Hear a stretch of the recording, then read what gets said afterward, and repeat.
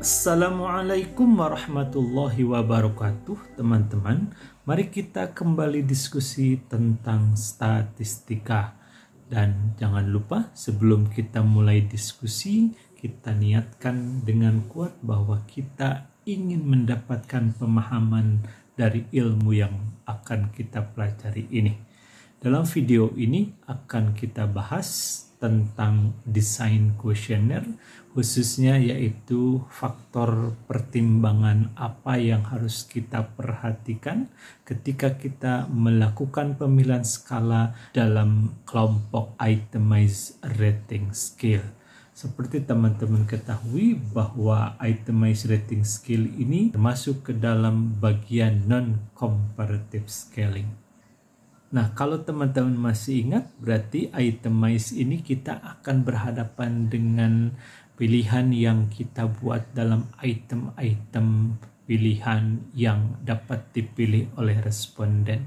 Satu pilihan, dua pilihan, ini yang paling sedikit karena kalau satu itu bukan pilihan, jadi tidak mungkin ada dalam kuesioner, jadi minimal ada dua pilihan. Bisa 3, bisa 4, bisa 5, bisa 6, juga bisa 7, dan seterusnya.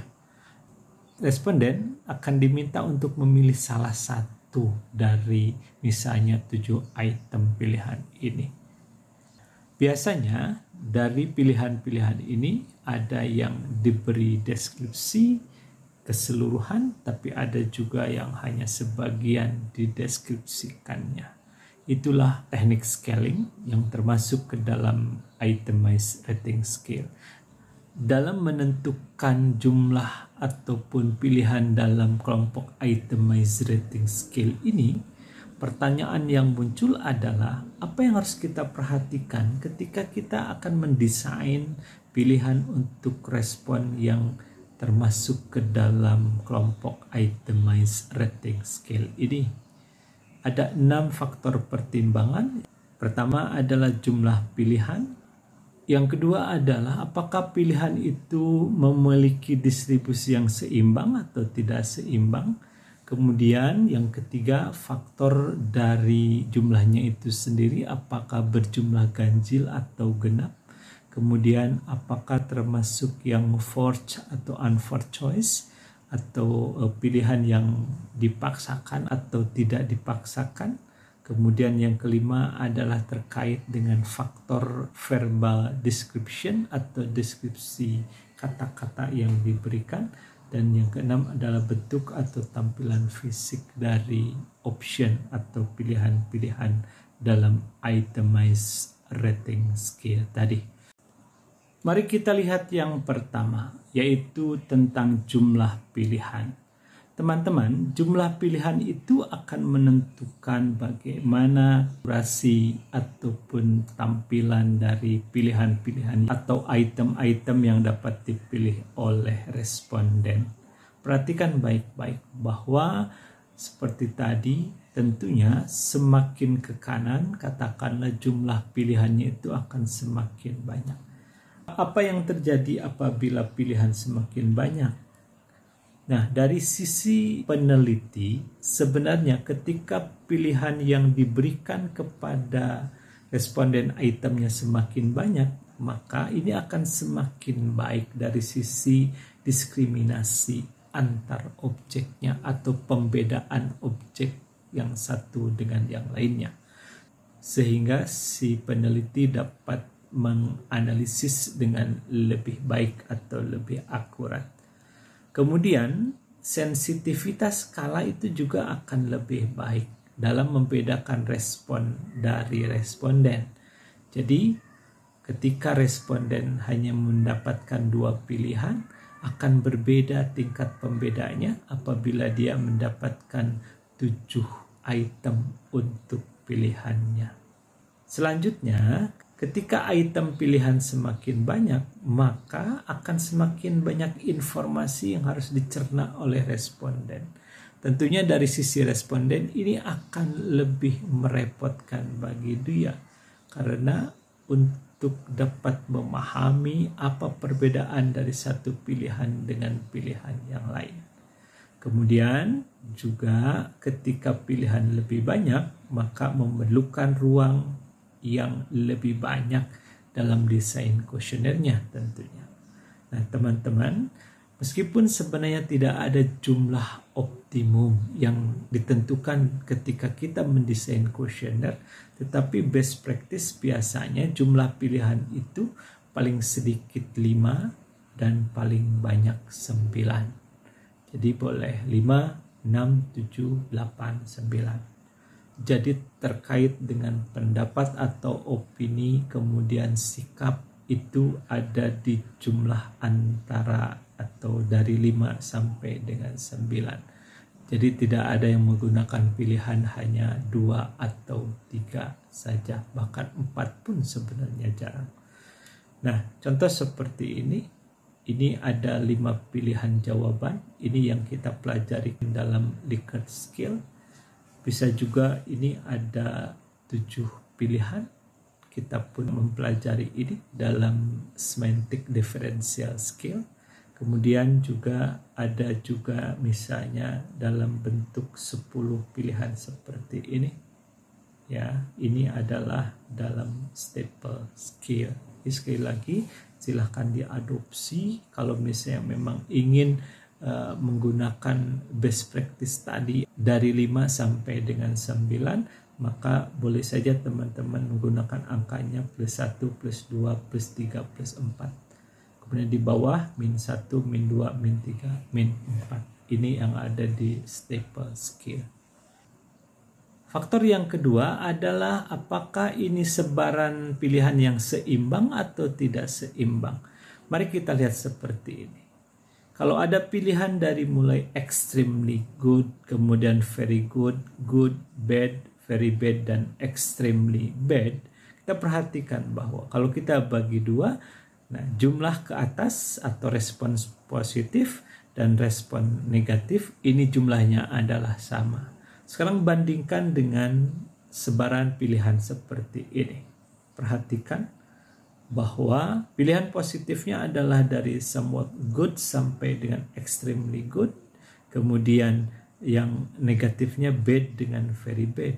Pilihan ini bisa digunakan apabila misalnya si peneliti sudah memiliki referensi atau dugaan bahwa respon yang bersifat positif akan lebih banyak atau menumpuk di respon positif. Dalam istilah statistik disebut juga sebagai positively skewed.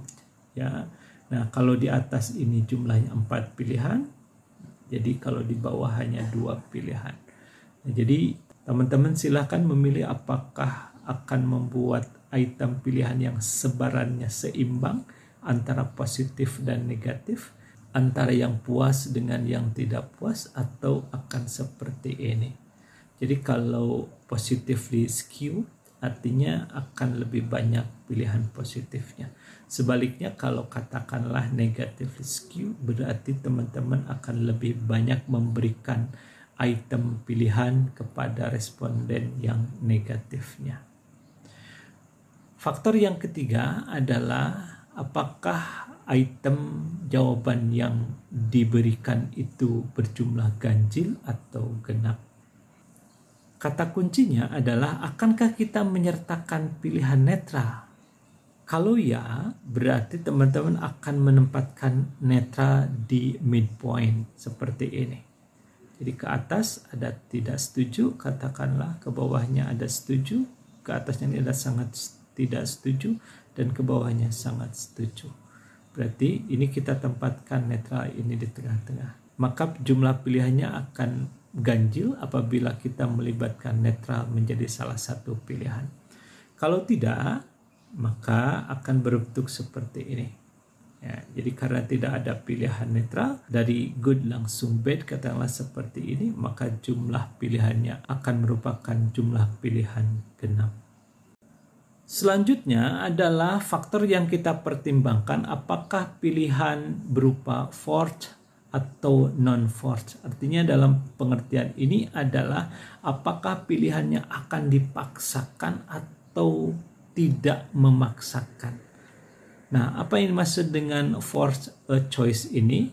Ini adalah terkait dengan bahwa responden dipaksa untuk mengekspresikan opini, pendapat, dan sikapnya, dan tidak disediakan pilihan no opinion atau tidak berpendapat. Contoh seperti ini.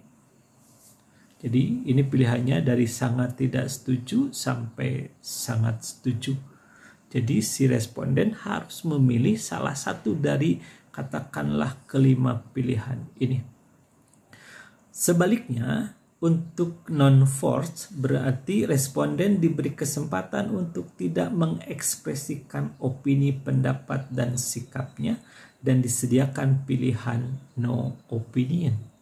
Jadi kalau ada seperti ini, tadi ada 5 pilihan, kemudian ada yang keenam yaitu tidak ada pendapat. Nah, maka karena ada pilihan tidak ada pendapat ini, maka pilihannya itu tergolong kepada non-forced atau si responden tidak dipaksa untuk memberikan jawabannya. Walaupun secara administratif tentunya dia harus memberikan pilihan walaupun hanya sebatas tidak ada pendapat di kuesionernya. Kemudian selanjutnya adalah terkait dengan verbal description. Ini adalah terkait bahwa di dalam pilihan-pilihan yang diberikan nanti, si penulis atau yang mendesain kuesioner bisa memberikan deskripsi lengkap untuk setiap pilihan. Seperti ini, katakanlah ini ada 5 pilihan dalam skala Likert dan setiap pilihan dijelaskan makna dari pilihan tersebut.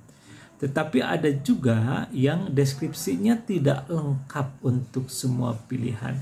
Jadi dia hanya cukup di ujungnya saja, katakanlah sangat tidak setuju.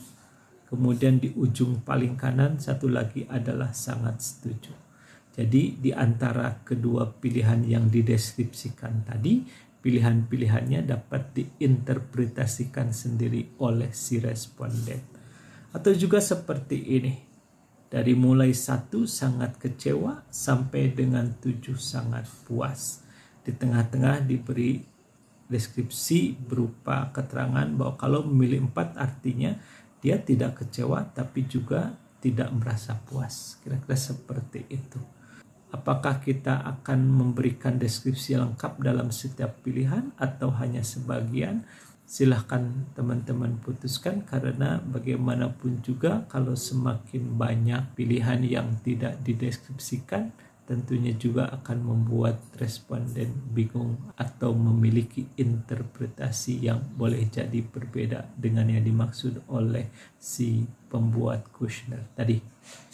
Nah, yang terakhir adalah yang keenam, berupa bentuk fisik atau konfigurasi dari jawaban itu sendiri. Teman-teman bisa memilih bahwa penyajian skala yang dipilih oleh responden itu dapat dipilih dari berbagai variasi yang ada. Yang pertama ini kita desain dalam bentuk pilihan secara vertikal dari atas ke bawah. Ada juga pilihan secara horizontal, berarti dari kiri ke kanan sejajar dibuatnya. Kemudian juga bisa seperti ini dalam bentuk garis pilihan diskrit, boleh pilih angka 1, 2, 3, 4, 5. Atau ketika survei secara online juga bisa dibuat dalam bentuk garis yang pilihannya kontinu. Jadi si responden bisa menggerakkan kursor mereka dari pilihan mulai yang terkecil 1 sampai 5 sehingga hasilnya bisa memberikan nilai yang berupa desimal. Nah, jadi sekali lagi bentuk ataupun tampilan fisik ini juga akan menentukan atau akan memberikan perbedaan di dalam kuesioner yang dimiliki oleh si responden. Jadi layout atau bentuk tampilan fisik dari kuesioner yang didesain ini juga akan menentukan efektivitasnya. Selain itu juga hal yang penting tentunya akan melihat efisiensi ruang yang ada di kuesioner. Kalau dalam bentuk hard copy tentunya akan dapat menghindari ruang-ruang yang kosong atau tidak dimanfaatkan di dalam lembaran kuesioner yang ada. Nah teman-teman, itu saja yang dapat disampaikan. Mudah-mudahan menjadi ilmu yang bermanfaat bagi kita semua. Kalau memang bermanfaat, silahkan untuk disebarkan kepada teman-teman yang lain. Mudah-mudahan dengan cara seperti itu akan menjadikan ilmu ini menjadi barokah kepada kita semua. Mohon maaf apabila ada kesalahan di dalam penyampaian. Wassalamualaikum warahmatullahi wabarakatuh.